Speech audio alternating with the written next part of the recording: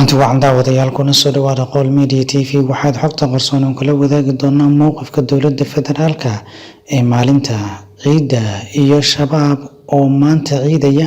faahfaahin ku saabsan umuurtaas ayaan la wadaagi doonaa. weerarkii Israa'iil ee magaalada go'doonsan ee Gaza iyo Xamaas oo caasimadda Yahuudda weerar gantaalaha ku ekeysay. kusoo dhawaada mar kale Qowl Media TV iyo xogta qarsoon.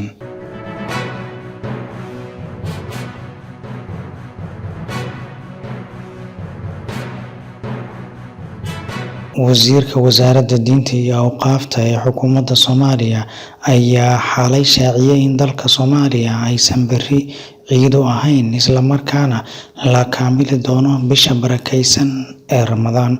wasiirka oo ay weheliyaan culimo diin Soomaaliyeed ayaa ilaa iyo afurkii xalay ku sugnaa wasaaradda warfaafinta si ay u xaqiijiyaan bilashada bisha Shawaal ee Soonfur, balse markii la waayay waxa ay wasaaraddu go'aamisay in maanta oo Arbaco ah la buuxin doono 30 bisha barakeysan ee Ramadaan.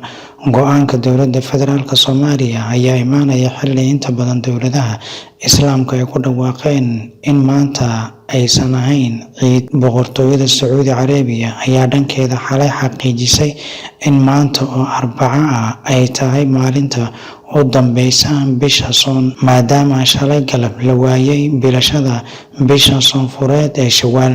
guddida u qaabilsan aragtida dayaxa ee boqortooyada Sacuudi Carabiya ayaa xaqiijiyay in baaristii la sameeyay Talaadadii oo shalay ahayd lagu ogaaday inaysan dhalan bisha Shawaal ee Soonfur.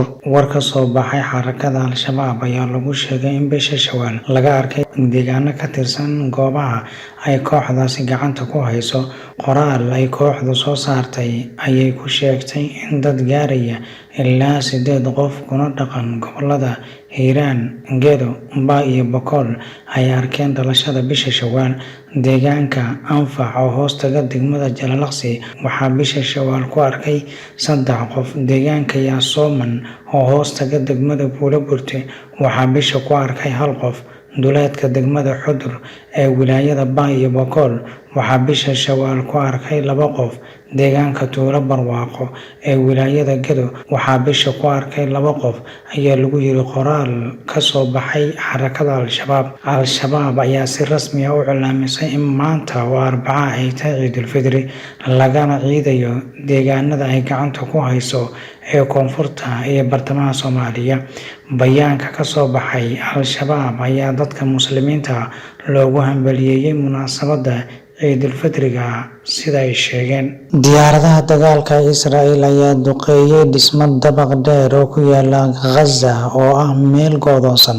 waxaa xigay gantaalo fara badan oo ay leedahay Xamaas oo ku dhacay Tel Aviv, taas oo dhalisay cabsi laga qabo dagaal dheer. dagaal foolka fool oo u dhexeeya Israa'iil iyo Gaza oo ka dhashay toddobaadyo gardarro Israa'iil ay ku haysay Qudus ayaa sii kordhay kadib markii Israa'iil ay soo bandhigtay duqeymo cusub oo ay ka waday Gaza, iyada oo dhulka dhigtay dhismo 13 dabaq ka koobnaa oo ay deganayeen shacab reer Falastiin. kadibna waxaa xigay gantaalo fara badan ay ku garaaceen caasimadda Israa'iil kooxda iska caabinta Gaza ee Xamaas. tirada dhimashada ayaa kor u dhaaftay ku dhawaad 35 qof oo ay ku jiraan 10 carruur. maalinkii Talaadada waxaa laga arkay Gaza weerarada Israa'iil ee dhulka, hawada iyo badda. ugu yaraan 220 qof ayaa ku dhaawacmay duulaanka Israa'iil ay ka geysatay Gaza.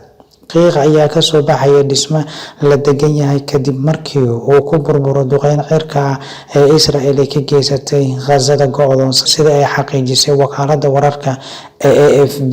duqeyntii Gaza oo ay ku burbureen dabaqyo dhowr ah waxaa tagtay korontadii deegaanka, iyadoo ay dadka degan deegaanka ay isticmaalayeen tooshash. habeenkii xalay ahaa dadka degan Gaza waxa ay sheegeen in guryahooda ay ruxeen duqeymaha cirka ah oo ay geysanayeen Israa'iil, iyadoo oo la arkayay iftiin qabsaday hawada magaalada Gaza oo ahaa gantaalo sida roobka ugu daadanaya magaalada go'doonsan ee Gaza.